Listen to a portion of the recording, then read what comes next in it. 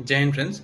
देखिए, समझते हैं ये मनी का सेकेंडरी फंक्शन क्या होता है। मनी के प्राइमरी फंक्शन के बारे में हम आप लोगों को पिछली वीडियोस में समझाए थे। सेकेंडरी फंक्शन में सबसे पहला होता है स्टोर एज अ वैल्यू। देखिए, बहुत सिंपल है।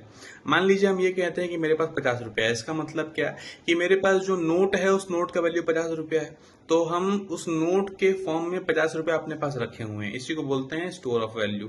दूसरा, हम आपसे ये कहते हैं कि स्टैंडर्ड ऑफ डिफर्ड पेमेंट। देखिए, डिफर्ड का मतलब होता है टालना, और डिफर्ड पेमेंट मतलब होता है हम 1 साल बाद पेमेंट करेंगे, 2 साल बाद पेमेंट करेंगे। ठीक है।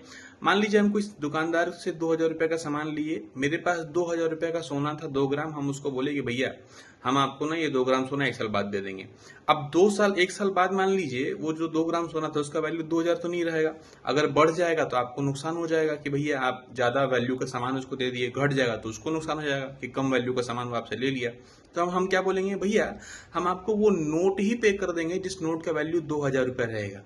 ठीक है। तो आप बोलेंगे बहुत बढ़िया। इसीलिए हम लोग मनी का यूज करते हैं। देखिए, एक्चुअली होता क्या है, मनी जो होता है उसका वैल्यू एक बार जो छप गया वो छप गया, वो फिक्स वैल्यू है।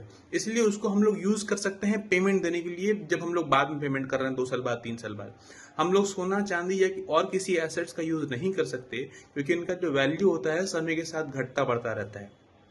तो हो सकता है कि पेमेंट करते समय कभी आपको नुकसान हो जाए, कभी उसको उसको नुकसान हो जाए।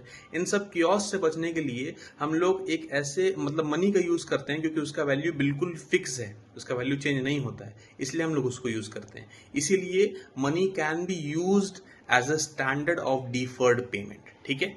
जय हिंद।